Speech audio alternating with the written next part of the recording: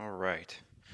Let's get this out of the way first. The thoughts, views, and opinions expressed on Tailboard Talks Firefighter podcast are solely those of the speakers, guests, and host, and do not in any way represent the thoughts or views or opinions of any other employer, partnership, or sponsor. The material and information in this podcast is for general information purposes only and should be used at the listener's discretion. Hey everybody, welcome back. This is Chris from Tailboard Talks Firefighter Podcast, and today is a replay from 2002. Yeah, that long ago, 2002, with John, the owner of Rescue One CBD.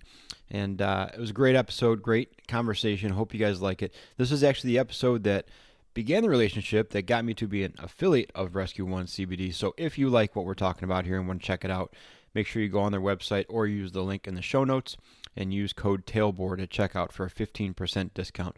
All right, let's get into this episode. John from Rescue One CBD. Here we go. You know, the thing is gaining support for CBD in the fire service is not easy. And you have to fight for every ounce of trust and I guess education that you can get. And the only way to do that is to talk to people, and if I could, I would go into every single firehouse in the United States and I'd just answer questions if I could. Obviously, the easiest way to get out to people now is, put it on social media. So I just try to be helpful, and put out any information that people typically ask. And I throw it on Instagram and YouTube and stuff like that. And people really enjoy listening to podcasts. And I figured it's hard to get in depth on a 30-second or a 1-minute clip on Instagram, but people will listen to a podcast for an hour, no problem. You know what I mean? So I just figured it'd probably be a little easier way to do it and where people actually want to listen. Cause I don't want to bore people either. So if people are into it, I put it out there, if they want the short form, they got it on Instagram too. Well, I mean, that's one of the reasons I reached out because I don't have much CBD. My Instagram feed is a lot of bike stuff, like bicycle stuff. Right. And let me see. A lot of weightlifting stuff, a lot of people falling down and getting hurt. A lot of NHL stuff. That pretty much rounds it out. It's a lot of gym fails and ridiculousness videos kind of thing. But it was great though because I would see your posts or whatever and it'd be a pretty good question because you handpick them obviously, but it's stuff that usually I felt like would just fall into the criticism bucket. Someone would just write this thing of I think one of the ones that caught my eye was somebody was like, why stop wasting your time with CBD? Just THC is doing its thing and weed's going to be legalized. Quit wasting everyone's time with the snake oil and focus on something that could actually help people. And usually that would be something that's anonymously posted as a review or a comment. And you're like, okay, let's talk about this. And I was like, nice. so I was entertained by that. But so let's start there. Not the why you wasting your time. Absolutely not. But why are you gravitating towards CBD and not something else? What got you latched onto this? That's a great question. It's CBD for me was kind of like a inadvertent discovery. So I had really bad foot surgery looking at 4 years ago now. And I had to take opiates for months. I had a fusion on my left ankle. I can't move my ankle left and right anymore. I can only move it up and down. Wow. And that was just it wasn't on the job injury. It was a long deformity that just I had to fix. And it sucked, to say the least. But opiates also, man, I mean, the problem with them is, all those horrible side effects that they tell you. Everyone's like, oh man, it makes me feel like crap. I get nauseous. I get constipated. I didn't have any of that. I had a great time. That was part of the problem. That's a bad thing. Yeah. So, I got dependent on taking them. And I tell everybody this. I'm not ashamed to say it. That stuff is dangerous. Especially when you have to take it every day for months. And your body does not want you to stop it. So when I did, I basically had to give my pill bottle to my fiance and say, hey, don't let me have any more of this. I'm done with this crap. And we just need to let this thing ride out. So, I went through all the withdrawal symptoms. Ugh. I couldn't, for whatever reason, man, it wrecked my sleep. And I started doing some research, like, because to fall asleep, I would try to get hammered drunk. You know what I mean? Right. You pass And out, I'm like, not sleep. yeah. So, I mean, I don't know about you or anybody listening, but if I get really drunk, I just wake up early. You know what I mean? Dude, really early. What is with that? Because I feel like, and I'm ready to go. Like I'm awake. Yeah. Yeah. And that'd be. It sucks. Yeah. It sucks. So not the best option for that. So, looking around, found CBD, and game changer, man. Just I didn't understand why it worked, and particularly for sleep, And when I started reading a lot of the research, I started becoming really interested in the science behind it, and it's really, really cool. And we can go as in depth or as shallow as you want on that, but basically it helps REM sleep a lot. It works on a part of the brain that allows you to thermoregulate, so it can lower your body temperature just a little bit, which is important for sleep. And from an anxiety standpoint, I mean, there's double-blind research that shows it reduces anxiety in humans, and that was a big reason for people being able to fall asleep. So there's like a three-pronged approach there, but after that, I was like, man, why isn't this everywhere? Why aren't firefighters using this? Because I know if I go to my doc and tell him, hey, I'm having trouble sleeping, I'm going to get recommended one of two sleeping medications that have gnarly side effects. Sure.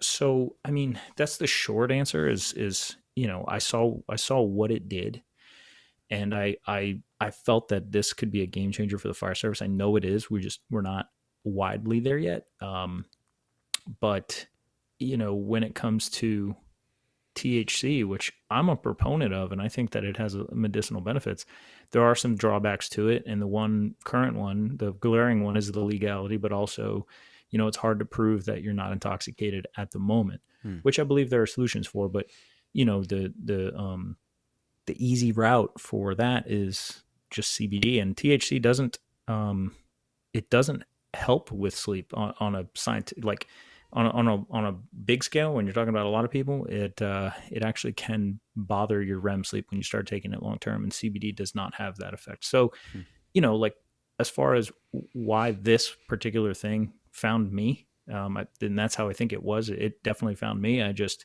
kind of happened upon it like that, and I'm not a businessman. I didn't go to school for any of this stuff. I'm just a fireman, and I'm trying to learn about business and learn about this thing. But I feel like the concept and the idea and the mission of what we're trying to do comes first, and I'm just learning the business as I go. I mean, that's kind of how it's been.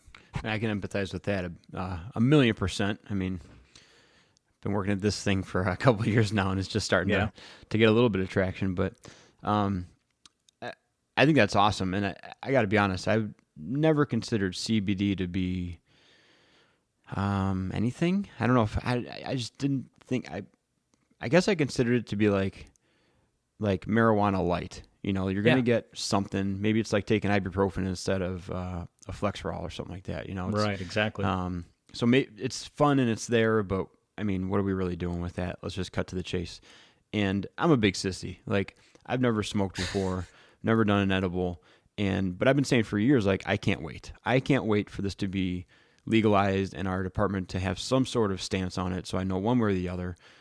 Because I'd much rather deal with figuring that out than drinking. Both from just because I know how I'm capable of drinking, and I don't like that, and also, I mean, like you said, I've seen people get hooked on painkillers, have alcohol problems. I mean, besides the short-term effect of alcohol, there's no other benefit of it. And even that short-term effect can be pretty damaging. So when I found your page and started seeing, and you bring up the science in it, which is perfect because that's what convinces a lot of people. Well, hopefully it convinces a lot of people, aside from personal experience, to try it. But it became a much more viable option for me, and I got really interested in it when I think I saw another post when you did mention the double-blind study on anxiety reduction. Because I tell you what, man, I had 2 kids during the pandemic. And it was just brutal. Like, it was absolutely brutal. And I'm on an ambulance too most of the time. So our city's pretty big.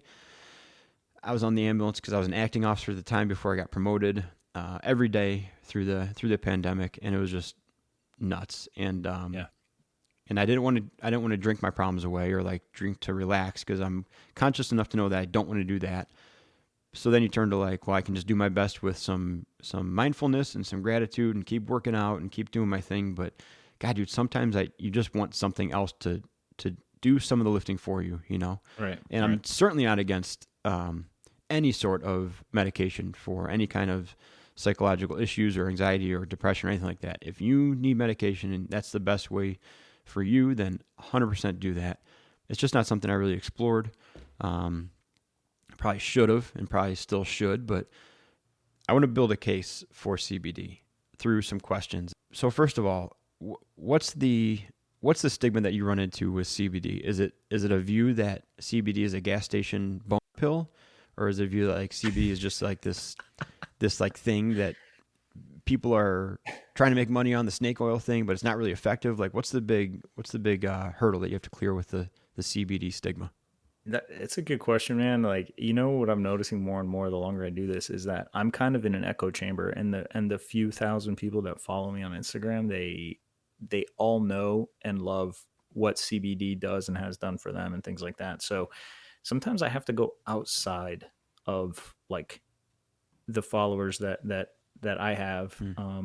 And there's not that many. So, I'll go on other pages or I'll see stuff where people are very critical of CBD, and I'm always trying to like learn. And what I get from those people is that CBD is snake oil and it's totally a placebo, I try to engage with them on my personal page because I don't want to like speak for the brand and like make, you know what I mean? Yeah. But then you're just a sellout. You're trying to, of course you want us to think that it's a real thing, you know? I'm always fearful of that. But, and when I'm talking to them as like just me, just John. And I just want to hear where their evidence is. So I always I never want to raise an argument. I'm like super non-conversational. I'm like, hey man, do you have anything that makes you think that? I'm interested in CBD, or, I totally like say stuff like that. Yeah. And they become so angry and so defensive immediately. And long story short, there is no evidence behind it, but a lot of people just feel that it's snake oil because they try to point out it's the same thing as all the other fads that have come and gone. I mean, pick a thing, like colloidal silver or Mona V or like all these other things that people, and Mona V may have had some great health benefits. It's just acai berries, which are awesome for you. But because it was attached to like a pyramid scheme kind of thing, they're like, oh yeah, this is the next one, Right. And I'm like, I totally understand the skepticism, but 40 years of research and thousands of doctors all over the world would tend to disagree with what you're saying right now, man. There's a Bible of CBD research out there, and it's totally being discounted because it's either the two biggest things, or one, it's considered cannabis, and which it's not anymore in the US. Those are two different things, which we can talk about after, but definitely, yeah. Hemp is not considered marijuana. And so a lot of people would just say this is just an excuse for stoners trying to pass marijuana. And two is that it's snake oil, and they have no justification for why it's snake oil. They have just seen this song and dance before in their minds when it comes to like another pyramid scheme. And that is where I tend to, try to reach out to other firefighters and just answer those questions before they try to come out there and say like, and not directly saying like, hey, this stuff isn't snake oil. I just say like, hey, let's talk about the research. Because I feel that it's, it's not like I'm doing this stuff in my basement. It's, Johns Hopkins, University of Maryland. I mean, there's, I could go on and on. There's massive National Institutes of Health. There's massive, organizations and doctors and researchers doing this stuff all over the world for decades. So, if the FDA has a approved medication where all it is CBD and cherry flavoring, really, it's for pediatric seizures. It's called Epidiolex. Wow. This one company spent tens, if not hundreds of millions of dollars in research over almost 20 years. And that's where we got the bulk of understanding how CBD interacts with the brain and body, was from these 3 stages of FDA trials. but this it isn't snake oil. Like, right. even the FDA is like, yeah, clearly this stuff works. Wow. So, I mean, I'm gonna use a word that I don't use often because I think it's ridiculous. Yeah. Because everybody says it, but I really do think this is fascinating. Like, and because it's so, God, I feel like it's such a long time coming for all this stuff. It's like it's just so. It is fascinating to me because we've been making these synthetic drugs for so long, and here we have something that comes from a plant that, with some processing, turns into not the cure-all, but this extremely beneficial thing. And before that, you'd be just hoping that chemists mix the right things together and you get some sort of good effect. And then, hey, if that doesn't work, we'll use something that's off-label, that's meant for something else, and maybe that'll give you a good side effect that you're looking for. Yeah. So I always hesitate to use that word fascinating because most of the time people are like, did you see the color on that dog's paws? It was fascinating. You're like, shut up. It's not fascinating. It's just a dog. Yeah, it's a little overused. Like, let's just chill out on the top shelf words here. But this stuff really, and hearing you talk about it, it only helps that you know the research and the data behind it, and you have the speaking points on it, because it just strengthens the argument. This really is interesting to me. So let's get back into where CBD comes from now versus where it's historically thought of coming from, and get into that a little bit. Just kind of spin off whatever you think needs to be heard. Yeah. As far as like research and everything else, I mean, where CBD used to be and where it is now, it's tough to get a lot of research done, prior to 2018, because it was on a federal level, it was considered the exact same thing as marijuana. I've never used marijuana in my life, and I've never tried an edible. I've never smoked it. I've never done, it's crazy. When my friends from high school find out I own and operate a CBD company, they think it's hilarious. You know what I mean? They're like, dude, and don't get me wrong, I drank underage. I broke plenty of rules. Right. I've run. You have from to the prove cops yourself before. to me, man. I get it. Yeah. Like it's I've done all the teenage stuff that everybody else does, but I just never got into pot, and for whatever reason, and I do feel that the overlap was a problem, socially, but also when it comes to research, it's hard. It's hard. Like, if you are Stanford University and you want to do research on any other chemical, any other supplement, an item that you can just buy at friggin' CVS, it's not a problem. But the second you want to use something where the species of that plant starts with the word cannabis, the DEA gets involved.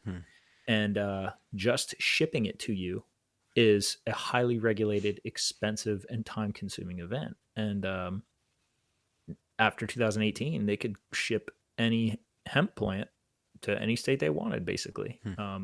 And then it became very easy to study because there was just so much less red tape overnight. So there's the explosion of research that started happening. And I mean, if anybody is always questioning, like, why is CBD coming around now? Why is it all, just blowing up now? And they see it as a fad because it's like, well, if the hemp plant's been here forever, how come, like, it's just starting? Right. It's just like a oh, now you're just finding it? Yeah. Right. Two things. One, the cannabidiol molecule was only isolated in like the frickin' 90s. I mean, it's not like we have known about this forever. And it was done in Israel, but after that, it's just been illegal in the United States. Like so, you're starting to get a lot of research that's coming out now because it's just easier to do and it's legal. And, the internet is just making it very simple for people to purchase it. So yeah, of course it's popping up. So as far as like what you said, like people thinking, CBD is a gas station bonus pill, it would make sense. Like everybody, because it's new, and it's just popping up. Like, of course you're going to have a bunch of people that are sketchy, that are trying to just make a quick buck. And that's what you got to look out for. You know what I mean? That's the hard part about CBD right now, is if you're a firefighter, and you go to a gas station, you buy this stuff, you have no idea what's in this thing. Right. You have no idea what the lab tests are going to show. So it's definitely like, I'm not waving the the flag of support for the entire industry, saying like everything is super credible and any CBD you buy is awesome. There's a lot of crap out there, and it's hard to figure out which is which. Oh, absolutely. So I'm trying to word these questions carefully because I don't want this to look like a commercial for your company, but yeah, I just feel, but it's tough, right? Because I think you're doing a lot of things right, and so we can make it just ultimately clear. Like besides sending me a care package, which has some samples of your products, you're not sponsoring the show. You're not paying me anything. This is just me. And I reached out to you because I was like, this guy knows what he's talking about. This is interesting. So it's fascinating. So I was like, I want to talk to this guy. So it's going to feel gross when I ask you about these next couple of questions, because you're going to have to kind of promote yourself. But yeah, it's all good. But I appreciate that. Yeah. I don't want it to sound salesy either. And I know, the quickest way to turn off firefighters is to make them feel like you're selling them something. You know what I mean? Yeah, absolutely, man. So I get it. So let's go into what most people's fear would be then. And it was my fear for sure. Like if I take CBD and I'm driving the ambulance for some reason, or I'm driving the truck following to the hospital and I get in an accident and I get drug tested, I'm in trouble now for this thing that I didn't get high off of, right? Mm-hmm. And I can't remember when it was, maybe up to a year ago potentially. You had advertised that you had a batch come back that was 0.001%. You scrapped it. You got rid of the whole shebang and got a new batch in that was 0.000. So go into that real quick and what the concern is and what that means for your company versus like a gas station CBD. Yeah. The research on how much CBD with THC in it, or otherwise known as full spectrum CBD, we'll call it like high test stuff. Okay. So the stuff that I don't sell because it can cause a failed drug test, the amount that you would have to take to fail a drug test is unknown. Okay. So if you tried to Google like how much full spectrum THC laden CBD can I take before I fail a drug test, you're going to come up with zero. And I've tried to get this question answered from experts. I speak very often to some of the leading experts in America when it comes to, and arguably the world when it comes to drug testing, forensic analysis, and laboratory testing. And I've been very fortunate in being able to contact these people and being able to talk to them. And their answer all the time is, I just don't know. And if these people don't know, then we should not be trusting that product, period, because you have no leg to stand on. And like, I talk to the people that go to court and pick these things apart. So the point of that is like, if you have any amount of THC, detectable THC, down to parts per billion, which is that 0.000, if you have any detectable amounts in there, we don't know if that's going to cause a failed drug test or not. Okay. So we got to get rid of it down to that decimal. So the idea is our drug tests on the fire department and for the DOT and for the military all test down to a sensitivity of what's called 50 nanograms of THC. And it's the metabolites of THC, like what it turns into after you ingest it, but we just say THC. And so 50 nanograms, it's an extremely small amount. I mean, you're talking about microscopic amounts in your urine. I mean, it's really, really, really tiny. So at that level, you know what I mean? If you have 0.001% of THC in your CBD oil, you may fail a drug test. I don't have any evidence to say that you won't. So we have to get rid of all that. Wow. So when we had a batch come back with 0.001% in there, we got rid of it, and that's what I've always said I was going to do. That was the first time it ever happened. Still hasn't happened again since. It was very poor timing because it happened when I was at FDIC. I shipped that entire batch up there to sell. And we had already been on back order for like 3 weeks. I had people, I had like 100 orders sitting there waiting, and people are emailing me all the time. And I'm like, hey, this amount, this batch that we just got in, it's garbage now. Brutal. Sucked. I mean, it really sucks too to have to look people in the eye at FDIC in person. This isn't like a freaking email. Yeah. And I'm like, hey, we're sold out. And they're like, okay, when are you coming back? And I'm like, well, here's the deal. I was like, this stuff had THC in it, so I got rid of it. You know what I mean? Yeah. I had no idea how people were going to take that. I was terrified, but I was like, if there's one thing, and this is me and the very few people that are on my team here in this company, because we're small, we all know is like, we're just going to be brutally honest all the time. Mm-hmm. And, if we have anything show up negative in our CBD, we got to basically fly it like a big red flag and say like, hey, look, we screwed up. And that's what happened that one time. That's why we lab test the way we do is, it's easy to see if there's THC in the product. You know what I mean? CBD is extremely hard to make. You're basically taking a plant, a flower, and you're turning it into, a syrup like extract. Yeah. You know what I'm saying? And there's a lot of equipment that goes into that. It's hard to do, but it's very easy to see if there's THC in it at the end. So that's what happened. Do you have a batch of? Do you use the test that you would be given under like suspicion? Is that what you use to test, or how do you screen it once it comes back from your distributor, or once you acquire it from your source? How do you test or screen that then?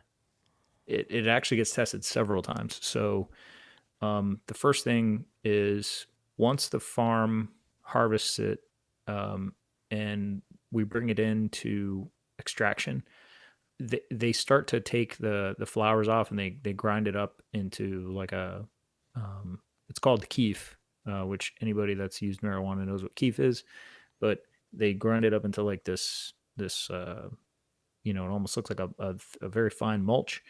And when they start to place it in, we use CO2 to extract all of the all the syrup like extract out of there, like I talked about. So we like highly pressurized CO2, it pulls it all out, and we start to test it then. Okay. So we have to make sure while it's being processed that all the THC is removed out of it, and they can use liquid chromatography. If anybody's hazmat, they kind of know a lot of like real shit monitors are like mass spec or liquid chromatography. That's the same concept that they use in there they're basically pulling the friggin' molecules apart. They can see at a very, very, very small level. Wow. So they separate all the THC there. That's the first time it gets tested. Then once the whole process is done and everything is bottled, we take the bottles and we ship them out to 2 separate labs. And both of those labs test down to parts per billion for THC. Wow. Both of those labs have to show 0 parts per billion. They're not affiliated with our brand whatsoever. They do not work for us. They have nothing to do with us. They're totally third party, and they're DEA certified labs. Wow. So the only people they report to and have jurisdiction under is the DEA. And so they are looking for anything that they could even potentially like hang us out for if they really, really wanted to. Yeah. So it gets tested once at the facility and then twice from 2 separate labs. So it gets tested 3 times before it ever ships out to your door. Wow. We don't put our label on it until those 3 lab tests are done. It's kind of a long story, but I mean, it's very perfect. extensive. No, it's a great story. I mean, that's exactly what you want to hear. And here's what I'm all about is like, there's very few things in this world that if someone comes to me and says like, hey, I'm doing CrossFit or I'm doing chiropractic or I'm doing something, I'll be like, don't do that. There's only bad practitioners of that thing that I'll tell people to avoid. So if CBD works for someone, I want them to do it, but I want them to do it the best way possible and the least risky way possible. And so that's the entire point of this is like, that's exactly what I want to hear is that it gets tested 3 times and twice by agencies that are third party and are have oversight by the DEA. Like that's exactly it, because if it works for someone, it works. And I think I feel like I have an obligation to say like, either that's a bad thing in general or it's a very good thing. You just have to be careful about where you're getting it from. The whole like bad practitioner, no bad tools thing. Right. So I'm down with it. I mean, that's invaluable information. And I really do think, and I hope you got good feedback when you scrapped that batch, because when I saw it, I was like, that sucks from a business side, but at the same time, now everyone is extremely clear on what your company stands for and what values you guys hold in that thing, which I think is, in the end, aside from a huge hassle, it's a positive. You can't have that experience, and you can say that all day long, but until it happens and you're confronted with scrapping a whole batch and making those apologies, that's just another abstract thing that people are like, yeah, of course he's got values, I get it. And then it happens, they're like, oh, okay, cool. I guess he is actually standing behind his cause, Yeah, that's exactly it. I just wanted to be as transparent as possible. Overall, I think for the most part, it was overwhelmingly good. We did have a couple of people like pretty pissed off just at the customer service side of it, sure, which I totally understand. I would have been pissed too. And then we had like one, I don't know what this guy's problem was. He tried to blast us all over social media and was like, this guy's been dosing us with THC secretly this whole time. Dude. I'm like, oh, so he failed a test and he's trying to blame you. I get it. I'm like, right. Yeah, no. So and I even said, I'm like, hey, if did you have any, because I ship a drug test with every order. Yeah. Which I don't know of any other company that does that. I'm like, I put my money where my mouth is, man. If you failed the drug test, call me. Like, I still have not heard anything. You know what I mean? Yeah. There is no danger of failing a drug test when there's no THC in the product. Right. So, and I was like, no. That's why we lab test. Nothing went out the door with THC in it. Never has. Right. Never ever has. Never ever will, because I will destroy every single product that I have before I let that happen. We lab test before we ship it out for that reason. So every time you get a bottle, there's a QR code on it. That's proof of all the work that I've done prior to it getting to you. You know what I mean? It's perfect, man. I dig it. All right, so let me hit you with some general questions that I had been kind of thinking of. When I talked to a doctor about creatine, it's overwhelmingly positive, right? I listened to that podcast. It was fantastic. That guy's great. Scott Forbes is just a maniac. He's it's awesome. If you follow him on social media too, he's just a hilarious, awesome person. So you heard that there's very little downside to it. It's overwhelmingly positive. It's generally recognized as safe for the entire population, all that stuff. But he said, hey, listen, when you're starting to take it, you may have some GI discomfort. Start at a low dose and work your way up, and then discomfort's gone, you can take the regular dose that you're supposed to take based on your needs. That's pretty much it. What are some common, or are there any on-ramp issues with CBD? Yeah, definitely. You need to, if you take any kind of medication, you should always talk to your doc just to make sure. But CBD, without nerding out here, affects an enzyme in your liver that metabolizes most medication. So typically, if you're taking CBD, it will make whatever medication you're taking much stronger. Oh. So most of the time, from reading a lot about how doctors prescribe medications along with CBD, most of the time they don't care. It's not something that's a big deal for them, depending on what the medication is. Where it does matter is like if you're taking blood thinners. Sure. Yeah. And it makes whatever blood thinner you're taking stronger. That's a problem. There's actually a lot of really interesting research on CBD with alongside chemotherapy, because apparently it strengthens some of the, I shouldn't say it strengthens, that's a bad word to use, but it makes it last longer in your body because it's not being degraded as quickly. Okay. There's a, if anybody really wants to nerd out, the enzyme is called cytochrome P450. And anytime your doctor tells you don't eat grapefruit when you're taking this medication, if you've ever heard that, because funny enough, grapefruit does the same thing that CBD does to that enzyme. It inhibits that enzyme from working as at full capacity. Really? So instead of like a medication only lasting X amount of hours in your bloodstream, it'll double that or triple that or quadruple that or whatever it is. So kind of cool, but you just have to make sure that whatever you're taking does that. It's particularly SSRIs like antidepressants and things like that. CBD can make those last longer or make them stronger. So it could be good or bad depending on what your doc wants you to do. Yeah. I have personally seen many of our customers go, and I tell them like, hey, before taking CBD, go talk to your doctor. They said, yeah, I started taking CBD. My doctor lowered my dose of my antidepressant. Really? Yeah, because it's one, it either helped them directly, or they didn't need as much of that medication because it's of CBD's effect. Wow. That's not a medical claim whatsoever. That's just the research. Sure. You know, that's just what they always tell you to do.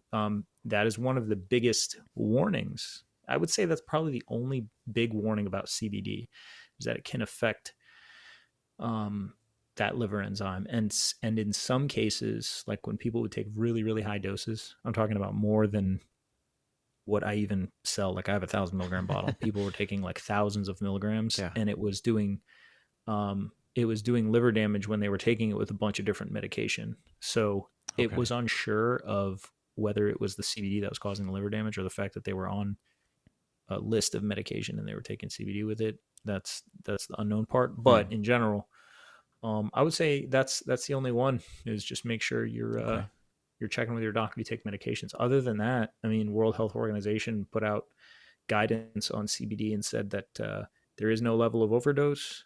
There is no indication of dependency or addiction. Okay. And there are no withdrawal symptoms. So wow, people can take CBD consistently, and it seems to be extremely safe on a big scale. Oh, you wiped out two of my other questions I had written down, which was with withdrawal and dependency. But I mean, we can still go in on those because, you know, the thing about dependency, it has a lot to do with dopamine. I mean, aside from the habits that form in general and people getting used to doing things at certain times or whatever, being triggered, but it works on dopamine and how your reward system is triggered. You know, that feeling that you get of reward when you use something like an opiate. Your body's flooded with dopamine, and in particular in a specific area of your brain, and that doesn't happen with CBD. They've proven that, like I said, when the FDA was doing a lot of those trials, it does not work on the dopamine reward system. So there really isn't a feeling of like, if I didn't take my CBD today, I absolutely need it. I'm craving it. That's not the case. So it's just a different. It's just a different level of I guess, you know, if you're using a supplement, you know, if you take Advil, you don't fiend for Advil, or you take, you know, fish oil, it's the same thing. You know what I mean? You're not getting a dopamine release. So there's where it comes from. Okay. So what about intermittent use? Because this is one of my biggest hurdles as an adult, is that I'm bad at doing things. So creatine. Consistently. Yeah. Creatine is there, man. I know. I'm bad at doing things consistently. I'm consistently bad at doing things. So yeah, creatine's like, I'll take it after I work out because that's like the trigger for taking it, right? But if I'm not working out or I'm busy, I just won't remember to take it. It took me a long, long time to consistently take fish oil because it just wasn't. You don't feel that immediately. It's not like you take fish oil and you're like awake or feeling great. It's just something that is a beneficial thing, right? So it took a long time for me to get on a regular fish oil thing. So how does CBD work then? Can I build up to like a quote unquote therapeutic level and cruise for a few days, or is it crucial that it's more consistent than not? Well, from what a lot of research has shown, there is a what researchers will call a Cmax, or concentration, like a max concentration in the blood volume, and that is not only dose dependent, meaning like how much you take, but how long you take it for, because CBD dissolves in fat cells, and so it can stay in any cannabinoid, including THC. Any cannabinoid like CBD or THC will stay in your fat cells for a certain amount of time, and the longer you take it, the longer it will stay there. That's why, just as a example, not that CBD causes failed drug tests, but THC does. If you use THC every day for a long period of time, you'll fail drug tests for weeks and weeks because your body is storing it in fat cells and it will release very slowly. Anything that's water soluble that doesn't store in fat cells, you just pee it out, you know? So if you're taking CBD for a long time, a lot of people don't have to take it every day. It's all about how they feel. And, you know, if your sleep is just perfect and you're getting uninterrupted sleep for as long as you feel like you need to get uninterrupted sleep. Most people 7 to 9 hours. Most of us would be lucky if we get 7 hours, right? But if you're sleeping consistently between 7 and 9 hours and you're only taking one dropper every other day, have at it, man. Like, that's the one cool thing, is that while there is some evidence to show that you can develop a tolerance to CBD, there is a nice sweet spot where over time you're probably not going to need as much because of that storage, know, and the way it builds up. But the most important thing is, if you're new, because it does store in fat cells, you're gonna take some time before you get to that therapeutic level, like you said. So I always tell people, just use the whole bottle once a day, every day for 30 days. And if you don't love it, like, then it's not good for you. But or not that it's not good for you, that it doesn't help. There are some people where CBD just ain't gonna work. Sure. Like so anything. Just to be clear, I may have heard you wrong, but you want your recommendation is to take the whole dropper, not the whole bottle. Yeah, one dropper a day. Dropper. Okay. It's 1 milliliter, and there's 30 milliliters. Okay. But if you read a lot of the research, they always give you an average of when people develop their Cmax, and it's around like 9 to 12 days for most people. So generally, taking it for a week or 2 weeks every day, being consistent, that's going to probably get you to your Cmax. But again, remember, that's the average. So if that's the average, that means some people, in like 3 days they're at max, and then some people might take 3 weeks. Right, so right. So I'm going to go into, and we're going to wrap this thing up I don't want to make this too long, because I want to keep all the sciencey cool stuff. And I don't want to not overwhelm, but some people might not be into being smart, so they can tune out. Yeah, it gets a little heavy sometimes. That's all good. I want to go into some customer complaints, and the only one I really saw was, it's one of those goofy complaints. So I follow this company. This is another example, and they make bicycle headlights. And what they did is they said, read our most recent 1-star review, because there's only a handful of them. I love that. And the review was that this bike light is too bright. I shined it in my eyes, and I had pain and a headache for a week. And so that was a 1-star review, right? And I'm like, that's great marketing. That's like the most perfect thing you could have, right? Yeah. And then I saw one of your posts, and you were talking about sleep disturbances. I shouldn't say sleep disturbances. People were uncomfortable with having overly vivid dreams, and basically that they were being thrust into REM sleep like they'd never have in decades. And so that was like a complaint, like this stuff's giving me terrible dreams. What's the deal with that? And it happens all the time. So go into that just for a hot second. So, because it's a benefit really, but it's being perceived by some people as a hassle. Yeah. This is probably the most common reported thing amongst everyone, good or bad, is that they have really vivid dreams. And not necessarily bad, but they're very, very descriptive. They're very detailed. It's a little bit more in depth and memorable than most other dreams you would have. And I'm friends with through sponsoring their show and getting to know them. The guys that run Chicago's Bravest Stories podcast, and they had like a whole thing on this where they started talking about it with one of their guests, where this guy was like, he had it. He's like, I felt like I was in a Rob Zombie movie. You know what I mean? Gross. He was like, it was terrible. And I'm like, it's not going to be like that for everybody, but some people, I'm like, look, man, if this thing is giving you that bad dreams, I'm not going to tell you to take it. Like, that sounds horrible. That sounds horrible. Yeah. But for me, they're very vivid, but I've never had that.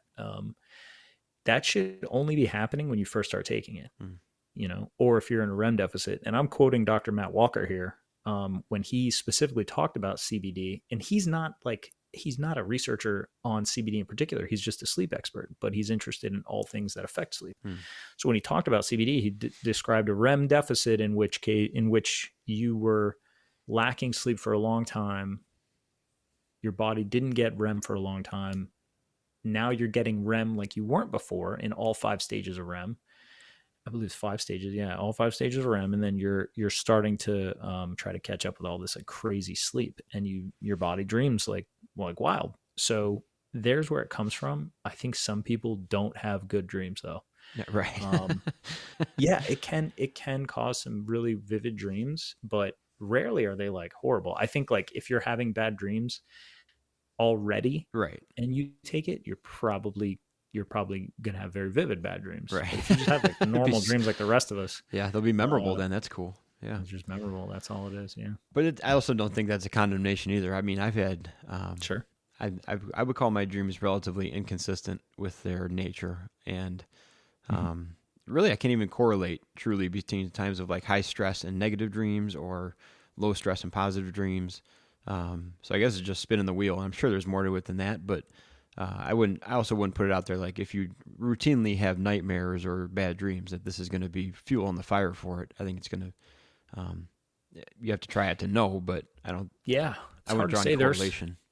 There's some case studies about CBD and THC both with PTSD victims, and there's a few case studies from the National Institutes of Health that they particularly did with people who were having, because a big problem with PTSD is recurring bad dreams, you know, and they believe that it partially comes from the way your memory consolidates, you know, like the way your brain consolidates those memories, I should say. So, you know, you're just kind of reliving it, and they're not sure of the pathway, but they said this wasn't double-blind research. This was just case studies. But they said that after giving them to patients with, you know, severe nightmares from PTSD, it actually alleviated some of them. So, you know, while that's not anything like concrete or whatever, you know, there are reported documented cases of people's dreams actually improving with it, but that's not scientific at all. That's just kind of like it's documented by researchers, so it's like right. kind of.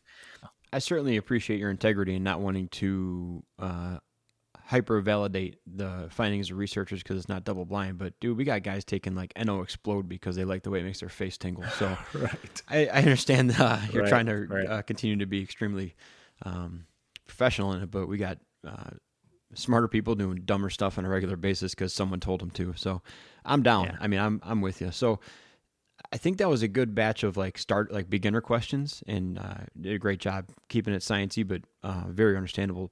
So now, cool. I do want you to be slimy. Go ahead and give us a commercial, man. Like, you know, you've only referenced your company name a few times, but I do want to give you the platform. I do want to give you this audience because, like I said, there's few things in the world that I'll tell people not to do, but I will absolutely tell people to avoid certain practitioners or certain services who provide that tool.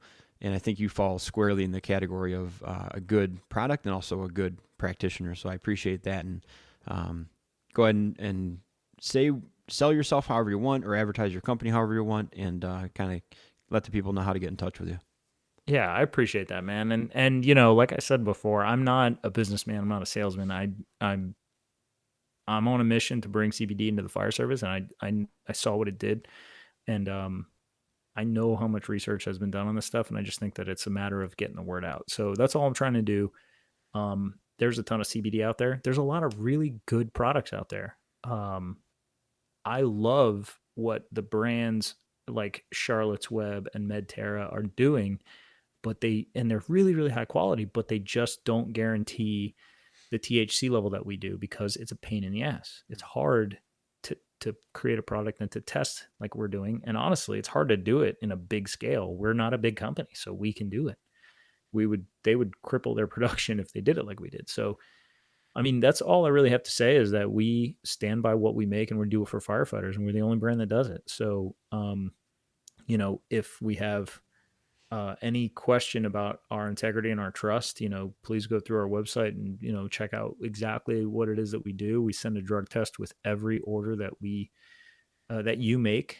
If you order 4 bottles in one order, you get 4 drug tests, you know, so you can get 1 kit per bottle. You know, I don't know of anybody else that's putting their money where their mouth is. And believe me, man, like if we sold a crappy product to firefighters, we'd be out of business in weeks. You know what I mean? Yeah. Like this, it just wouldn't last. Like we've been in business for over 2 years now. I'm really excited that we're getting into our 3rd. And I just, anybody that has trusted us with the product, I just want to say thank you a million times over, because I did not know that it was going to be this widely accepted. And I know that, you know, we have a lot of great stuff coming up in the future. And Easiest way to get a hold of me is my email is Jon, Jon, at rescue1cbd.com. That's the number one. And the website, same thing, rescue1cbd.com, rescue with the number one. And or Instagram, rescue1cbd. We're really responsive on Instagram. It's myself and my sister Kim also works with the brand. She does a lot of the social media stuff. So if you message on Instagram, you're either going to be talking to her or me. Nice. We try to be like really quick on that stuff because I know people will message us on Instagram really fast, like faster than they'll email or call or something. Oh, yeah, absolutely. It's a direct line, right? Yeah, it's exactly. So, and it's always on your cell phone. So, yeah, that's really it, man. If anybody has any questions about specific research or whatever else, I'm all ears and I love talking about it. I don't want to like overburden people with, some of the details of that because it can get pretty heavy. But in general, that's why we do what we do. I think we're going to change the fire service forever. And I think it's going to take some time, but just getting the word out is important. So thank you so much for having me on here, man, because it can be really tough, like finding support for this, bringing CBD into the fire service. You get called everything a pothead, you get told to suck it up, like don't worry about your sleep. You'll sleep when you're dead, that kind of shit. And it's just, it's, I feel like I'm a black sheep a little bit. And I kind of wear that name with pride now because I think that kind of means we're onto something, like we're a little bit ahead of the curve here and all the people that trust us are also fellow black sheep. So, that's kind of the long and short of it there, man, is that's why we do what we do. It's great. And I think, like you've seen, I think there's more people out there that agree with you than not. And, I think a lot of times it does go back to that old sentiment that the people who are the most defensive or vocal against you probably need the most help. You might be striking a chord with them that they're just not comfortable looking at yet. And so their first reaction is going to be to get you out of their eyes as fast as possible. And I mean, you just hope that you can help the people you can, and I understand that struggle, man. I'm a fitness company. I get it. Like, right. it's no one wants to see the guy come in that's going to tell him to do jumping jacks, but just keep trying to do what you enjoy doing and helping people out. And I dig it, man. So thank you. And I'm sure we'll talk soon. And absolutely, we'll have you back on here and see what the future holds for your company. Yeah, definitely. Thank you so much, man. I really appreciate you having me.